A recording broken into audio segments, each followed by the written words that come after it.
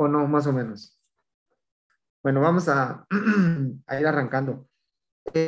Nos quedamos, ¿me escuchan? Leonardo. Bueno, ya no me quiso decir nada, Leonardo. Muy bien.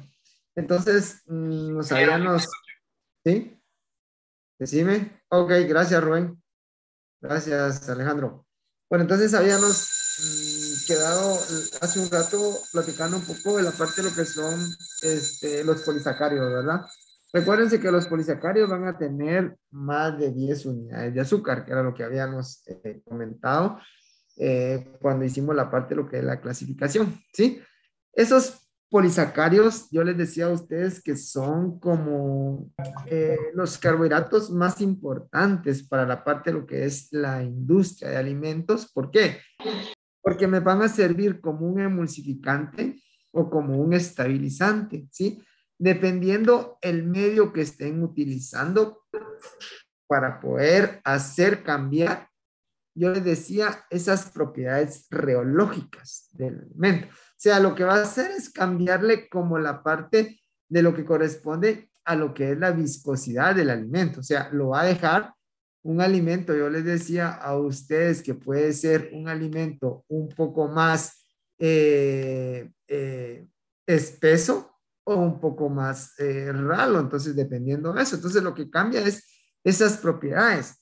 Vamos a definir la viscosidad como esa resistencia que tiene el fluido a poderse desplazar. O sea, entonces de esa manera.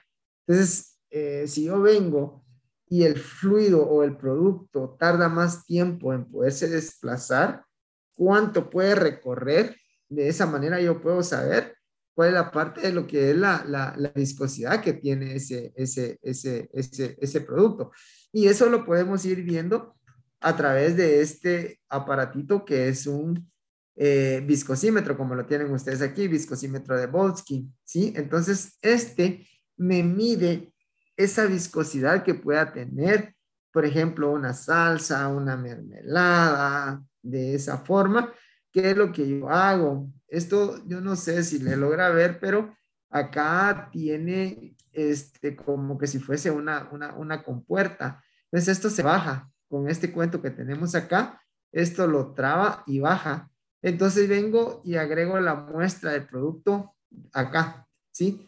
Hasta, diríamos, hasta el ras de esta parte. Esto lo bajo, entonces yo vengo y luego, ¿qué es lo que voy a hacer? Comúnmente, la norma hace referencia que yo lo debo de leer a una temperatura de 20 grados Celsius, ¿sí? La industria no lo lee a 20 grados Celsius. ¿Por qué? Porque esto ocasiona que yo tenga que atemperar la muestra, tenga que bajarle la temperatura a la muestra como tal.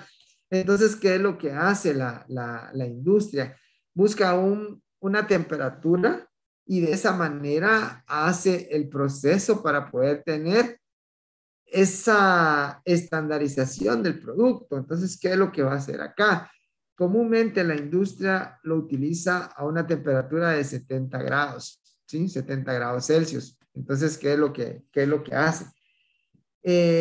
Coloca la muestra y lo desplaza, ¿sí? En 30 segundos. Entonces viene, abre, diríamos, esa compuerta que tiene ahí y ve cuánto se logró desplazar este producto para acá.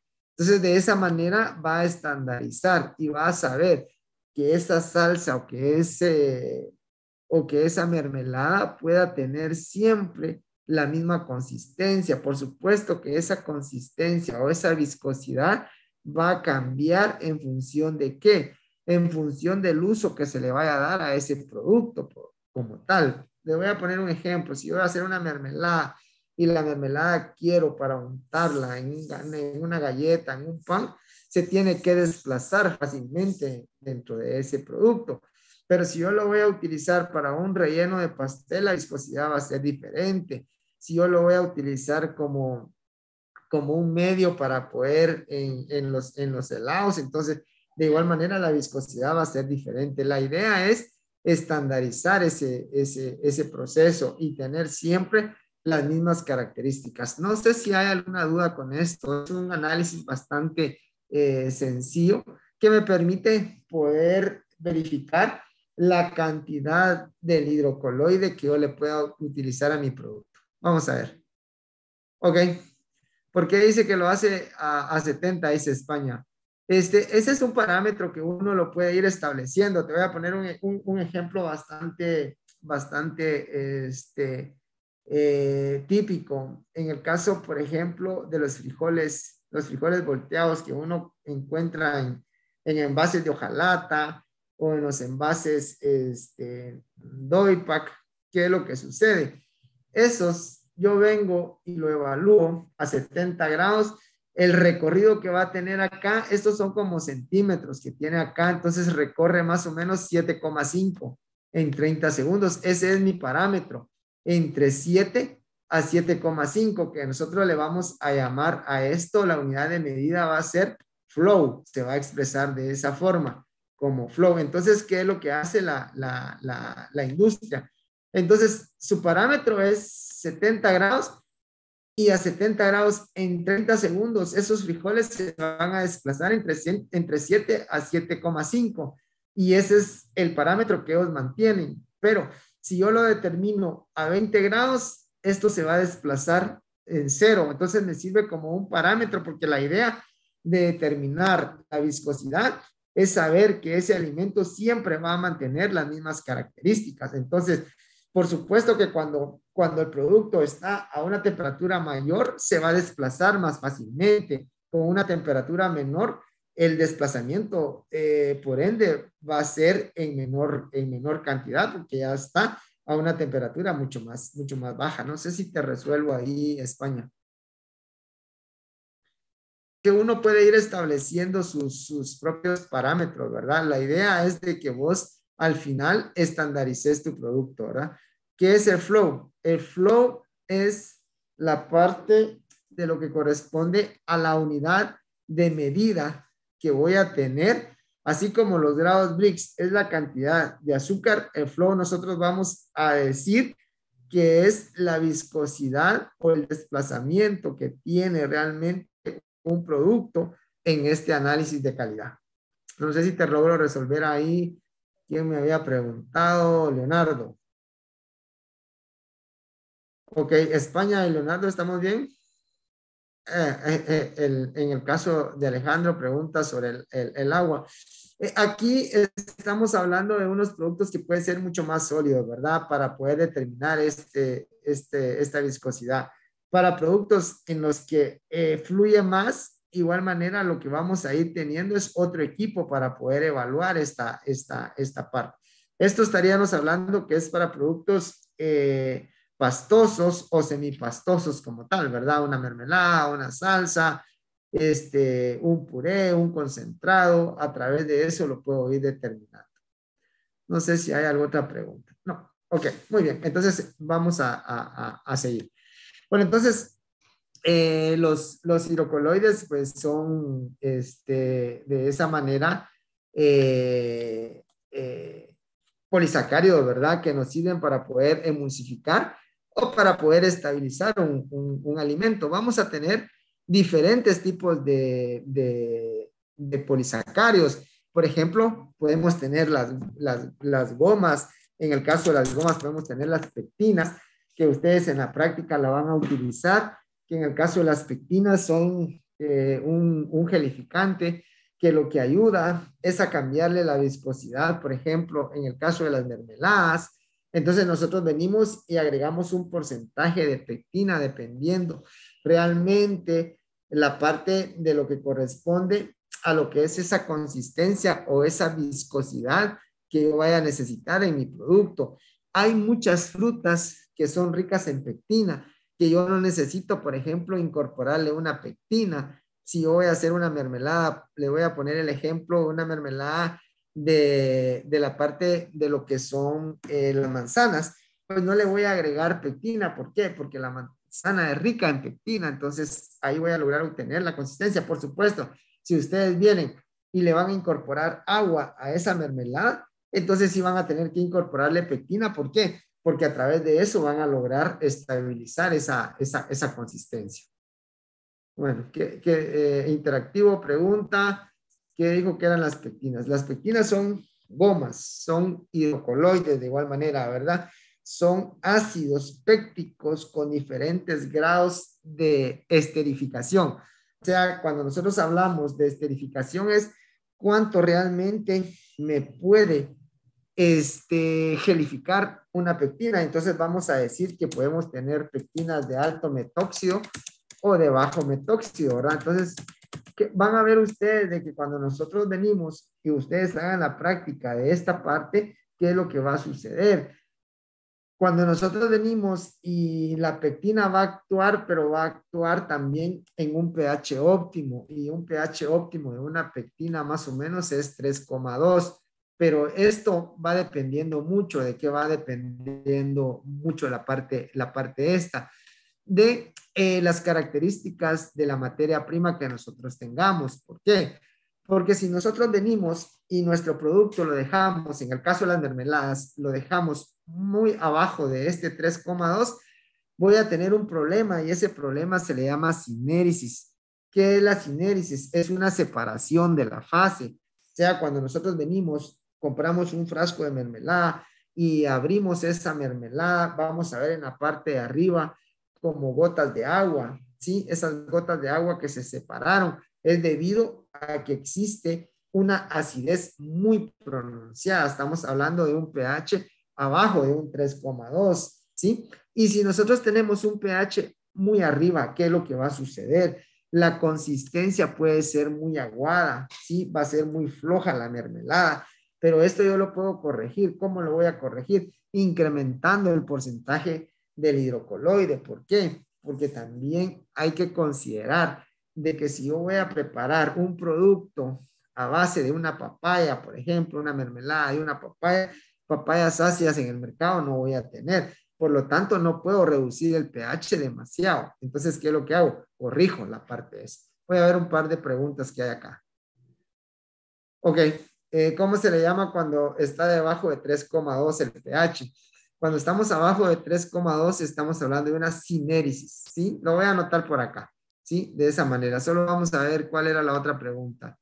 ¿Cuál es la función de las pectinas? Decía allí España. La función de las pectinas son gelificantes, son hidrocoloides que van a atrapar moléculas de agua y hacer que cambien las características del producto, más que todo la parte de lo que es la viscosidad como tal. Entonces tenemos acá la parte de lo que es sinéresis, que es como separación, ¿verdad? Vamos a separar, les decía yo, que vamos a ver como que si fuesen gotas de agua, como que si fuera un rocío encima del producto. Eso se debe a una acidez más pronunciada como tal, ¿verdad? Sí.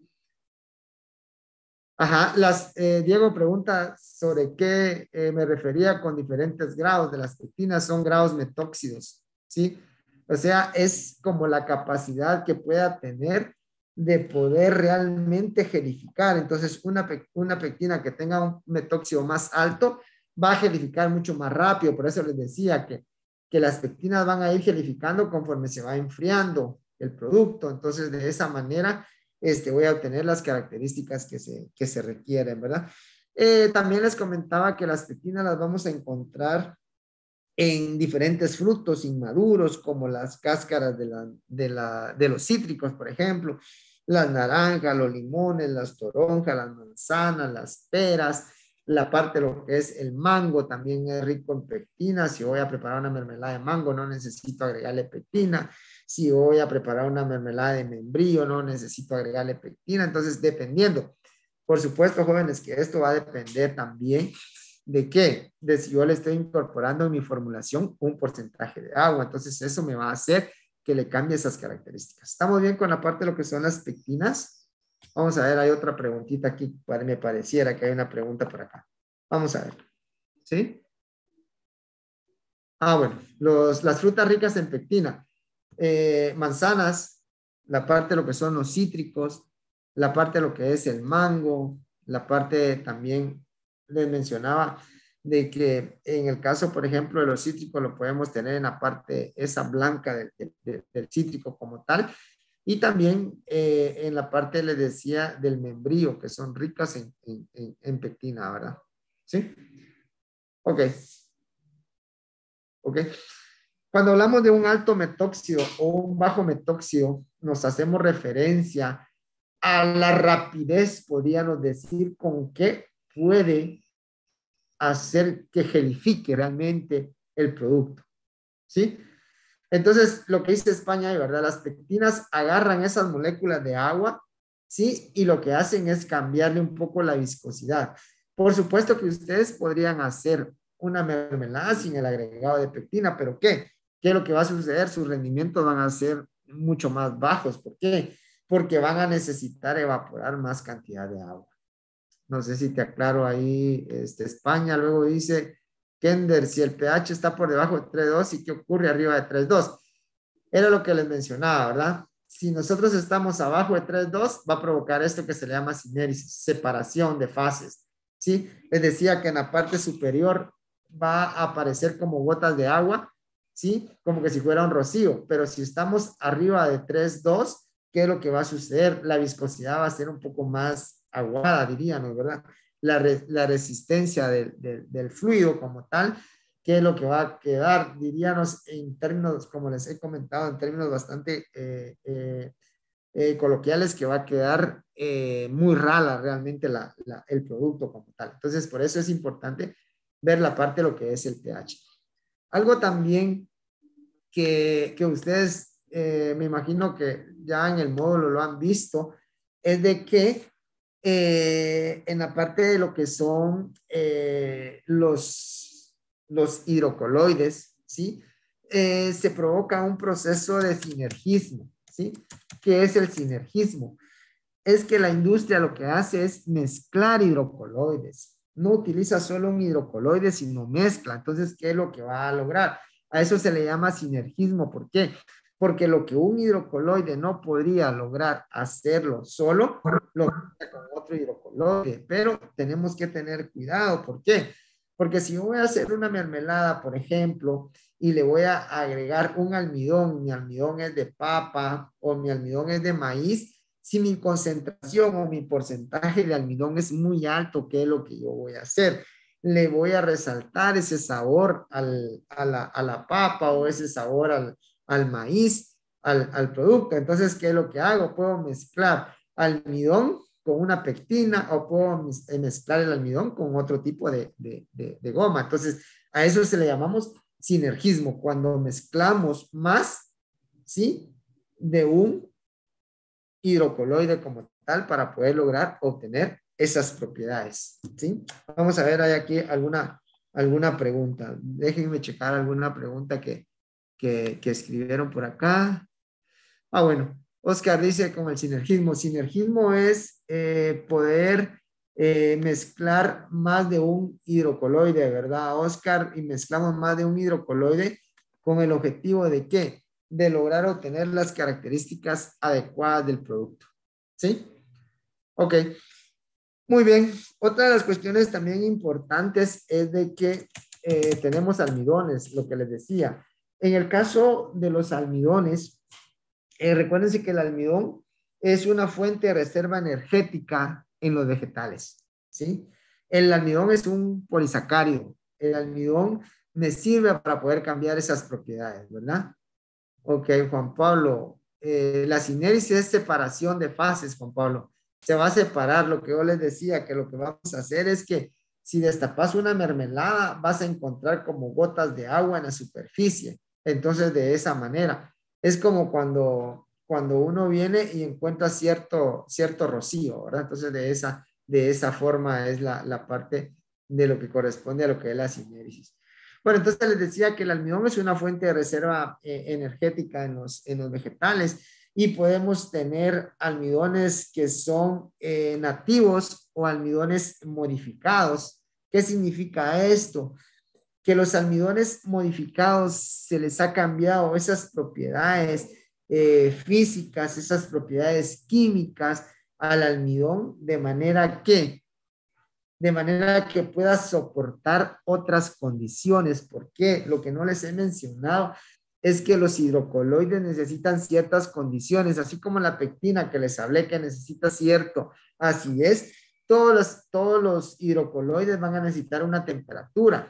Entonces, ¿qué es lo que se hace con esos almidones modificados? Se les cambia propiedades físicas, químicas, enzimáticas, de manera que puedan ser más resistentes a un pH, que puedan ser más resistentes a la parte de lo que corresponde una temperatura.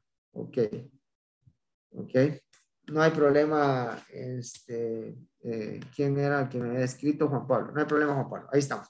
Entonces, entonces les decía, almidones pueden ser almidones nativos o pueden ser también almidones modificados. Los almidones son fuente de reserva energética en los vegetales y se utiliza como un hidrocoloide.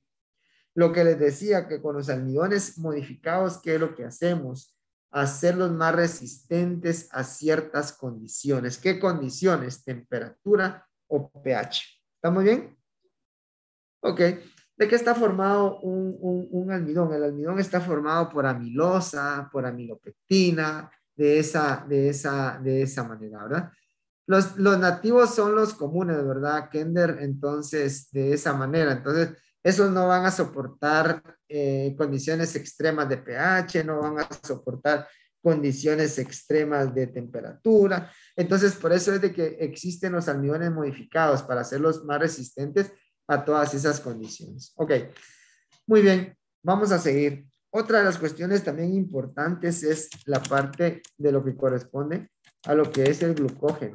El glucógeno es la fuente de reserva energética animal, ¿sí?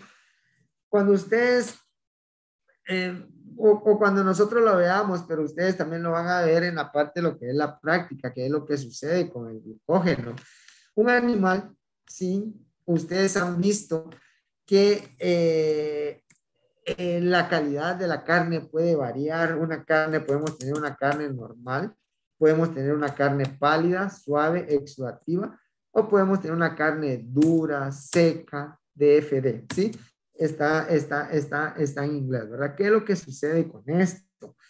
Veamos, cuando un animal, ¿sí? Va a pasar a un proceso de sacrificio,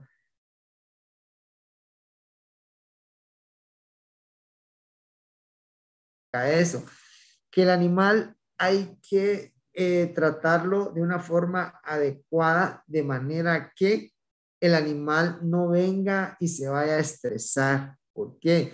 Porque el estrés que se le pueda provocar al animal ante mortem me va a influir mucho en la calidad de la carne. ¿Cómo va a ser esa parte que me va a poder influir? Si yo vengo y tengo una condición inadecuada de trasladar, por ejemplo, el animal en temperaturas muy altas, en horas de mucho calor, ¿qué es lo que va a hacer? El animal se va a deshidratar, el animal va a perder líquido, el animal también puede entrar en riña con otro animal, entonces, ¿qué es lo que hace? Empieza a utilizar su reserva energética, su glucógeno, ¿sí? Y eso, ¿qué es lo que va a hacer? Va a empezar a formar ácido láctico. Pero cuando ya llega al proceso de sacrificio, ¿qué es lo que va a suceder? Ya no tiene reserva energética porque se la consumió. Entonces, ¿qué es lo que va a hacer? El pH ya no tiende a descender y entonces vamos a tener una carne DFD, una carne oscura, una carne seca, una carne un poco más dura. Déjenme chequear un mensaje acá. Los tipos de carne, ok. Aquí vamos a decir que según la glucólisis, eso lo voy a platicar más detallado cuando veamos la parte de lo que son productos cárnicos, cuando hablemos la transformación de los productos cárnicos. Pero según la glucólisis, ¿sí? Nosotros podemos tener una carne normal, una carne pálida, suave, exudativa, o una carne oscura, una carne dura o una carne seca, ¿sí? Vamos a ver, voy a preguntar, ¿se recuerdan qué fue lo que yo dije? ¿Cuál era el análisis de calidad más importante para la tecnología de los alimentos? ¿Quién nos recuerda? Actividad de agua. La actividad de agua, es correcto. En la parte de lo que corresponde a lo que son los productos cárnicos, el análisis de calidad más importante es el pH, ¿sí? El potencial de hidrógeno. ¿Por qué? Porque según el pH, yo puedo tener una carne normal, una carne pálida, suave, exudativa o una carne de FD, ¿sí? De esa manera. Entonces yo les decía, bueno, ¿qué es lo que sucede? Si yo vengo, mi animal se estresa demasiado, me va a provocar que esa reserva energética se la empiece a consumir. Ya no va a haber producción de ácido láctico, ya no va a descender el pH, entonces voy a tener un pH alto. ¿Esto qué es lo que me va a provocar? Condiciones para que ese producto fácilmente se pueda contaminar.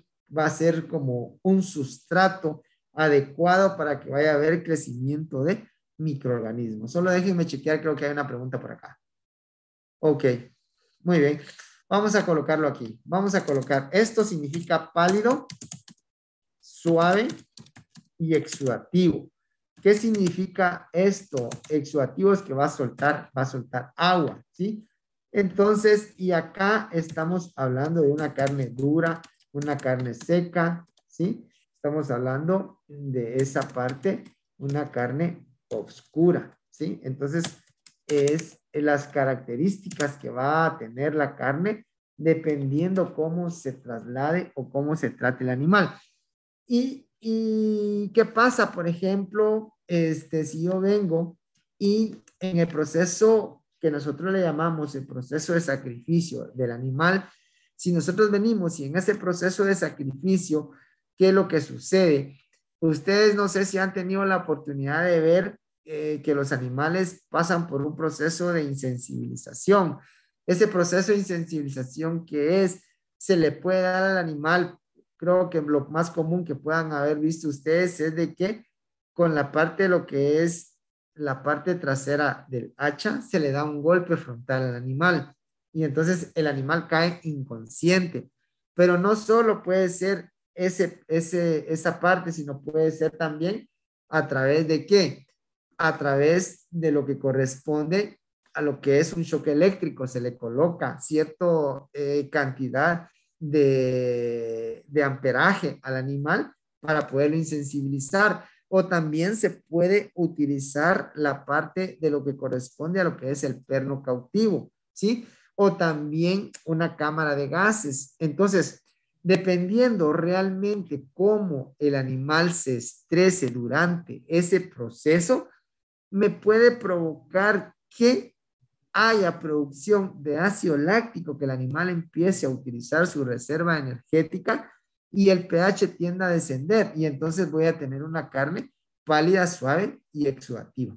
No sé si me logro explicar. Ok, ¿qué es BA? Dice Luis. BA es bienestar animal, Luis. Esto hablamos de que era bienestar animal. Condiciones en que el animal debe tratarse antes, o sea, estamos hablando de pre-sacrificio, ¿verdad? Sí, de esa forma. Veamos otra pregunta por acá. Ok, si, España pregunta, si el animal no se estresa, si yo tengo un animal en condiciones adecuadas, ¿qué voy a tener? Una carne normal, ¿sí? Una carne con características adecuadas, ¿verdad? De esa manera. Entonces, si yo tengo un pH muy bajo, voy a tener una carne pálida suave exudativa. Si yo tengo un pH muy alto, voy a tener una carne de FD. ¿En función de qué? En función de toda la parte de lo que corresponde a lo que es las condiciones en las cuales ese animal es tratado antes y durante el proceso de sacrificio. ¿Sí? ¿Estamos bien? ¿Preguntas? ¿Comentarios? No. Bueno, entonces vamos a continuar, ¿sí? Otro, aquí creo que hay una pregunta. Ok, ¿cuál es el pH adecuado de la carne? Dice Kender. La carne podría andar más o menos en lo que nosotros lo vamos a ver un poquito adelante, a lo que nosotros le llamamos como un punto isoeléctrico, en que estamos hablando de un pH más o menos entre un 5,8 a un 6,2, ¿sí? De esa manera. Entonces, de esa manera es que lo vamos a ir logrando tener. Brian dice, ¿cuándo dijo que va a ser una carne de FD? Cuando vamos a tener un pH muy alto, entonces, ¿qué es lo que va a suceder? Ya no hay producción de ácido láctico, entonces el pH no tiende a descender mucho, ¿verdad? Sí. pH bajo, no, estamos hablando de España un pH alto, ¿verdad? O sea, cuando yo digo alto, me refiero, por ejemplo, a un 6,5, 6,8, por ahí más o menos. ¿Sí? Ok, no sé si alguien más había otra pregunta, se me fueron corriendo las preguntas aquí. Ah, ok, ok, ok, creo que estamos aquí, ¿sí? Muy bien. Bueno, hay otra pregunta, creo. ¿Cómo puede bajar mucho el pH? Es debido a producción de ácido láctico, ¿sí? Entonces, la reserva energética del animal, ¿qué es lo que va a hacer? Va a haber producción de ácido láctico. Entonces, ese ácido láctico es lo que realmente hace que el pH tienda a descender. Algo también importante, pero que lo vamos a platicar más despacio, pero algo importante es de que si las carnes no se maduran, si la carne no pasa por un proceso de maduración, ¿qué es lo que va a hacer? Nosotros lo que vamos a consumir es mayor cantidad de ácido láctico como tal, porque nosotros tenemos que venir y de esa manera en que logramos realmente que la parte de lo que es la carne pueda cambiar esas características, ¿verdad? Aquí pregunta, o no sé quién es el que está preguntando, vamos a ver, no sé. Dice, en el momento de que al cerdo se le clava el cuchillo, no entra en un estado de estrés y afecta a la carne. Ahí hay un proceso que se llama un proceso de sangrado. El animal previamente debe ser insensibilizado. El momento de insensibilización es para que el animal no vaya a sufrir durante ese proceso de desangrado, porque aquí en el proceso de sangrado, que el que está preguntando acá, es de que el animal se le inserta, como bien lo dice ahí, el cuchillo con el tal de cortar, por ejemplo, la aorta y de esa manera provocar el desangrado. También es importante que ese sangrado sea de forma adecuada, porque si no hay un buen desangrado, se va a acumular parte de la sangre ahí, provocando lo que me va a dar que el animal se pueda ahogar con su propia sangre. Yo no sé si ustedes han visto, pero la gente lo que hace es, en el caso de los cerdos, colgarlo en una mesa, ¿verdad? Que la cabeza del animal esté colgando de manera que pueda extraerse la mayor cantidad de sangre y no afecte las características del producto como tal, ¿verdad? Lo recomendable es de que este proceso sea de una forma aérea, de manera que a la hora de hacerlo aéreo, yo pueda extraerle la mayor cantidad de sangre realmente al animal y evitar que me afecte mis características. No sé quién era el que me estaba preguntando, pero espero que le haya podido aclarar ahí su duda. ¿Cuándo se hace el proceso de maduración? El proceso de maduración de la carne es el animal va a hacer el proceso de sacrificio y vamos a tener lo que le llamamos canal, la canal. ¿Y qué es la canal? La canal es la parte del animal, ¿sí? Sin cabeza, sin pies, sin piel, sin uñas, diríamos, ¿sí? Sin vísceras. Entonces tenemos que puede ser media canal o puede hacer un cuarto de canal. Entonces, ¿qué es lo que va a suceder? Después de ese proceso, la canal pasa por una etapa de desinfección que puede ser ácido peracético, por ejemplo, o puede ser a través de vapor. Entonces, esa canal se desinfecta previo a someterlo a un proceso de refrigeración. Y en ese proceso de refrigeración, ¿qué es lo que vamos a hacer? Lo que vamos a hacer es de que ese músculo, porque recuérdense que la carne es un músculo, entonces ese músculo se pueda ir convirtiendo en carne como tal. para que ese músculo se pueda convertir en carne pasa por tres etapas. Una etapa que se le llama una etapa rígida, ¿sí? En la que realmente, bueno, primero vamos a tener una etapa palpitante, que es en pleno sacrificio. Luego tenemos una parte rígida, que todos cuando vamos a morir, igual manera, vamos a pasar por esa etapa, se va a poner mucho más tenso el cuerpo. Entonces, de esa manera sucede con la parte de lo que es el músculo. Y luego ya viene una etapa que cuando estamos en esa etapa de rígido, ¿qué es lo que sucede? Eso se le llama rigor mortis. ¿Qué es lo que va a suceder allí? Ya no hay oxigenación. A la hora de ya no haber oxigenación, ya no hay formación de ATP. Entonces, ¿qué es lo que va a suceder? El músculo tiende a tomar una consistencia demasiado dura. Entonces, después ya viene un estado estable cuando ya el músculo se pudo haber convertido en carne, ¿verdad? Pero como les comento, esto no solo ustedes lo van a ver en la práctica, sino que también lo vamos a ir viendo en la parte del curso cuando entremos ya a todo ese proceso de transformación de materias primas como tal. Por la duda es que lo menciono, ¿verdad? Ajá. La etapa rígida se llama también rigor mortis. Ahí está. Bueno, en el caso de la carne de pollo ocurre lo mismo. O sea, cuando te referís a lo mismo, Kender, ¿a qué hacer referencia? Disculpa. Ah, en el estrés. Igual el pollo se puede estresar. O sea, si nosotros venimos y, por ejemplo, colocamos en una caja una mayor cantidad de la parte de lo que es pollos, los pollos pueden estar sobre otro pollo, pueden entrar en la parte de lo que corresponde a lo que es riñas entre ellos, que lo que va a provocar también es de que la parte de lo que es el animal se tienda a estresar. Y ustedes ven mucho, por ejemplo, en el caso que no es muy, eh, ¿cómo sería la palabra? Bueno, no es muy frecuente que nosotros vengamos y que podamos encontrar que la parte de lo que son las carnes de pollo puedan ser mucho más duras. Eso solo va dependiendo mucho de la que ya podemos continuar, ¿verdad? Perdón, Kender, te estaba comentando que en el caso de los pollos también se pueden estresar, pero realmente nosotros cuando hablamos de la parte de lo que son carnes un poco más duras, eh, en el caso del pollo, pues no es tanto, sino que es más, se relaciona con la edad que pueda tener el animal como tal, ¿verdad? ¿Por qué?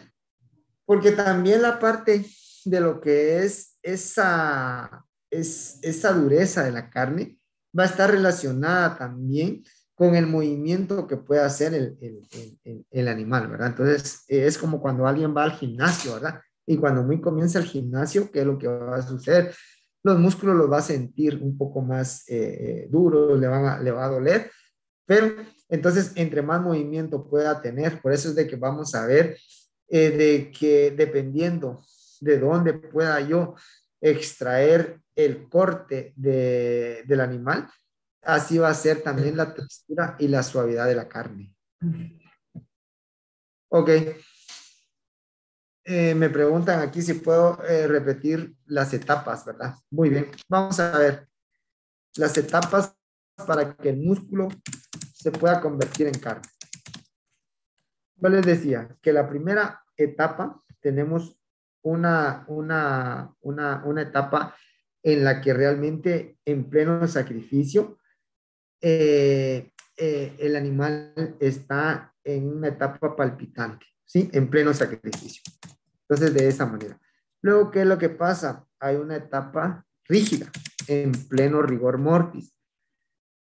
Yo les decía a ustedes de que no vamos a morir, ¿qué es lo que va a suceder? La parte esta del músculo tiende a tomar una consistencia mucho más dura, porque ya no hay oxigenación, ya no se forma ATP. Entonces, ¿qué es lo que va a suceder? El músculo tiende a tomar una estructura un poco más dura.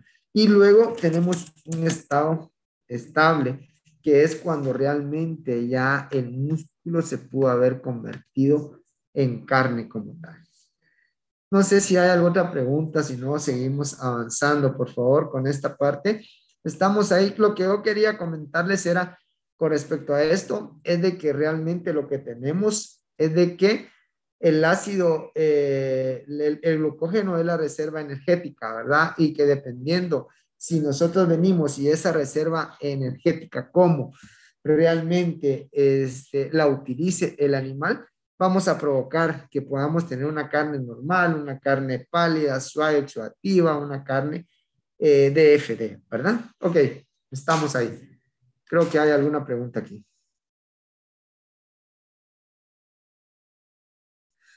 Bueno, aquí pregunta, no sé quién sea el que está preguntando, pero dice que con respecto a la carne de res ocurre lo mismo con esa liberación de ese ácido en la carne. Sí es más frecuente en la parte de lo que son las carnes de res, ¿verdad? Que hay producción de ácido láctico. Todo eso depende mucho de las condiciones en las que se maneje el animal ante mortem y también durante el proceso de sacrificio como tal. Ok, otras gomas que también podemos tener dentro del proceso de los polisacáridos, por ejemplo, los alginatos. El alginato de sodio. Le voy a mencionar una aplicación que tiene bastante vista los alginatos, es con la parte de lo que corresponde en las bebidas como la cerveza. ¿Qué es lo que sucede con la parte de lo que es la cerveza? Hay un proceso de fermentación. En ese proceso de fermentación, las proteínas, después de cierto tiempo, si nosotros vemos el tiempo de vida útil de una cerveza, anda más o menos en 90 días. Entonces, ¿qué es lo que sucede? Después viene y hay un proceso de precipitación de esas proteínas. Entonces, hay un proceso como que hubiera de separación. Yo no sé si ustedes han tenido la oportunidad de ver en el agua purificada, que a veces se le ven como algunos puntos de sólidos, que es realmente una separación. Entonces, igual pasa con la cerveza. Por eso es de que la cerveza más o menos después de 80 días tiende a provocar ese proceso de precipitación, tiende a cambiar un poco el sabor de la bebida. Entonces, ¿qué es lo que se hace? Se le incorporan alginatos de sodio. ¿Para qué? Para poder estabilizar un poco la parte de lo que es ese producto. Ya les había comentado que también teníamos el carboximetilcelulosa, que es muy utilizado en las bebidas como los néctares. También tenemos la goma guar, también tenemos la goma Shantan, ¿sí? Hay también la parte de lo que corresponde a lo que son los agares, tenemos las carrageninas. Vamos a ver, hay una pregunta por acá. El alginato de sodio, todos estos son hidrocoloides, pues. Todos estos son polisacáridos. Todo esto que estamos viendo acá, que no lo hemos terminado, son los hidrocoloides, ¿verdad? Que se utilizan en la parte de lo que corresponde a lo que es la industria. Eh, Veamos, por ejemplo, en el caso de las carrageninas, que le voy a poner otro caso o otro ejemplo en donde lo podemos ir utilizando. En el caso de las carrageninas, yo me imagino que cada uno de ustedes ha podido consumir la bebida, por ejemplo, de Chacalaca, que es una bebida que tiene también lactosuero dentro de su mezcla. Entonces tiene lactosuero, tiene leche fluida o leche en polvo con la mezcla y utiliza carragenina para la parte de lo que son esas bebidas con chocolate. ¿Por qué? Porque evita que se vayan a separar esas fases. Solo veamos una pregunta acá. Ok. Igual España, todos los hidrocoloides tienen diferentes funciones. Las funciones principales son estabilizantes o emulsificantes como tal. No sé si te logro aclarar ahí, España, que la mayoría, que era lo que habíamos platicado, ¿verdad? Que la mayoría realmente de los hidrocoloides van a servir como emulsificantes, van a servir como estabilizantes, me van a crear como cierta, como geles, ¿verdad? Como un espesante. en el caso de algunos hidrocoloides como tal, ¿verdad? Y el caso del alginato lo que hace es estabilizar una mezcla y evitar que haya una separación. ¿Sí? Entonces las carrageninas se utilizan mucho en los productos lácteos, también se utilizan mucho las carrageninas en los embutidos. En el caso de los embutidos, por ejemplo, ustedes pueden encontrar en el supermercado o en las tiendas, por decirles, una salchicha que pueda costar 50 centavos, por ejemplo. Eso que lo que menos va a tener es carne, ¿verdad? Entonces tiene emulsiones como tal, de manera que pueda ser un producto para ese segmento de mercado como uno lo pudiera pensar, ¿verdad? Eh, ¿Qué otro, qué otro hidrocoloide podemos tener? La goma arábiga, ¿sí?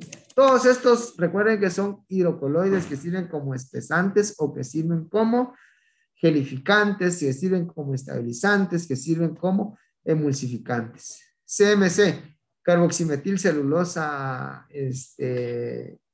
España, creo que lo tenía, lo había escrito por acá, vamos a ver. Sí, acá está. Esto es carboximetilcelulosa. Ok, muy bien. Bueno, preguntas con la parte de lo que son los hidrocoloides. Por ejemplo, también un emulsificante, por ejemplo, puede ser el huevo. Ustedes lo van a ver en panadería que se utiliza el huevo para poder dar una mejor emulsificación a la parte de lo que es el producto como tal, ¿sí? ¿Preguntas? No hay preguntas. Bueno, vamos a ir avanzando y vamos a hablar ahora de la parte de lo que son las proteínas, ¿sí? Las proteínas están formadas por carbono, están formadas por hidrógeno, están formadas por oxígeno, están formadas por nitrógeno, ¿verdad? Y la mayoría va a contener azufre. Veamos, acá hay una pregunta. Ok, de los alginatos. En el caso de los alginatos, yo les había dicho que el alginato de sodio, esto, ¿verdad? ¿Qué es lo que sucede acá? Yo les dije que los alginatos me sirven para poder estabilizar, para evitar que se separen. Yo les decía a ustedes que en el caso, por ejemplo, de las bebidas, en ese proceso de maceración, ese proceso de fermentación, ¿qué es lo que va a suceder? Las proteínas se pueden precipitar. Entonces, ¿qué es lo que hace? Que se empiecen a separar y empecemos a ver como que fueran sólidos en suspensión. Entonces, a través de eso, nosotros podemos utilizar un alginato. No sé si estamos claros ahí. ¿Me confirman, jóvenes? Sí, ingeniero. Ok, gracias por confirmar. Bueno, entonces estamos hablando ahora de las proteínas, ¿verdad? Vamos a ver, creo que hay otro mensajito por acá. Ok, todo con medida, Kender, por Dios santo.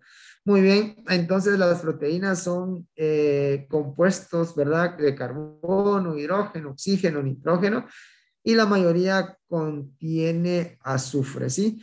Recuérdense que las proteínas son biomoléculas, ¿sí? Son biomoléculas que sirven para ciertas actividades biológicas, ¿sí? De esa manera, ¿verdad? Eh, por ejemplo, yo podría determinar proteína a través de la parte de lo que es determinación de nitrógeno proteico. Entonces, a través de determinación de nitrógeno, yo podría encontrar realmente cuál es el porcentaje de proteína a través de un factor en el que el contenido de nitrógeno proteico lo pueda convertir realmente a proteína. Muy bien. Eh, para ir terminando, ¿cuáles son las funciones de las proteínas? Recuérdense que las proteínas van a ser también estructurales, ¿sí? O sea, me sirven de tejido de sostén, ¿sí? Me van a servir como, por ejemplo, la elastina, el colágeno, la reticulina. Si quieren, lo vamos a colocar aquí. Entre las estructurales, tejidos de sostén como tal, podemos tener la elastina, podemos tener el colágeno, podemos tener la reticulina, ¿verdad? Ahí vamos a ir hablando un poquito después de cada una de ellas, pero esas son las proteínas estructurales. De transporte, las proteínas pueden servir también de transporte y acá podemos tener la hemoglobina, ¿verdad? Que me sirve como la parte de lo que corresponde a lo que es el transporte. También las proteínas me pueden servir como defensa, me sirven como un anticuerpo, ¿verdad? También me pueden servir como la parte de lo que son reguladores. Cuando hablamos de reguladores, en la parte de lo que es hormonas, enzimas, etcétera, ¿verdad? Me sirven como almacenamiento, ¿sí? Se recuerdan que nosotros hablamos que en el caso de que se termina la parte de lo que son las energías que me proporcionan los carbohidratos, entonces, ¿qué es lo que voy a hacer? Lo que voy a hacer es tomar como fuente energética la parte de lo que son realmente las proteínas. Veamos, aquí hay algún mensajito. Ok. ¿Cuál era el factor? Dice, ahí vamos a depender España, pero por ejemplo, si vos vas a convertir, por decirte algo, proteína animal a la parte, entonces vas a utilizar en carnes, ¿verdad? 6.25. Pero si lo vas a hacer en lácteos, tu factor va a ser 6.38. Entonces, dependiendo realmente cuál sea la fuente de la proteína, vas a convertir el nitrógeno proteico en proteína como tal. ¿Sí? Vamos a ver, otra pregunta. Ok, Rubén me pregunta cuál es que España me preguntaba, Rubén, cuál es el factor para poder convertir el nitrógeno a proteína. Entonces yo le colocaba el ejemplo que si yo vengo y por decirles algo, encuentro que el nitrógeno proteico es de 3, por ejemplo, entonces yo voy a multiplicar eso por 6.25 y entonces de esa manera voy a encontrar la proteína que hay allí, ¿verdad? ¿Sí? Cristel, no sé si me escuchó ahorita lo que estaba comentando de que ese 6.25, ¿sí? Es que es cómo surgió este 6.25. Surgió porque ahí España me hizo una pregunta en el chat y me decía cómo convierto la parte de lo que es el nitrógeno a proteína. Entonces, ¿qué es lo que voy a hacer? Yo voy a encontrar primero la cantidad de lo que corresponde a lo que es ese nitrógeno y después, ¿qué hago?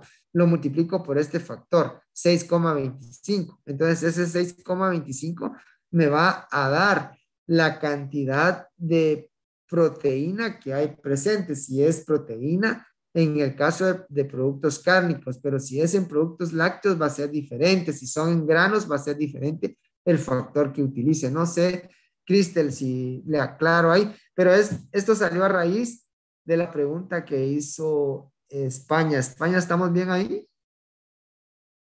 Sí, ingeniero. Ok, muy bien, muy bien. Vamos a seguir. Vamos a ir terminando con esto. ¿Se recuerdan cuántas kilocalorías me proporciona realmente la parte de lo que son las proteínas? ¿Alguien lo recuerda?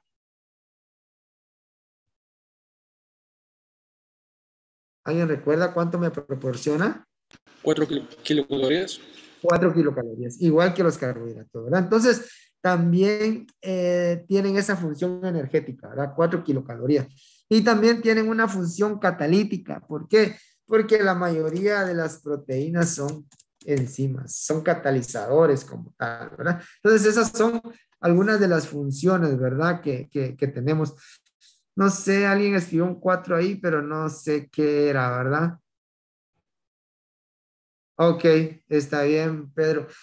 Entonces, una sugerencia que hacen ahí en el chat es de que las preguntas las podamos colocar para todos y así, por ejemplo, no nos vamos perdiendo en la parte de lo que es la resolución, ¿verdad? Sí.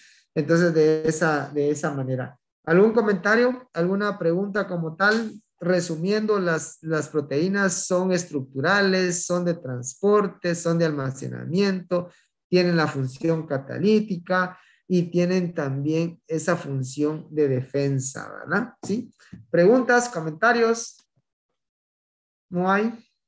Si no hay preguntas, no hay comentarios. No, vamos a ver, hay otro mensaje por acá.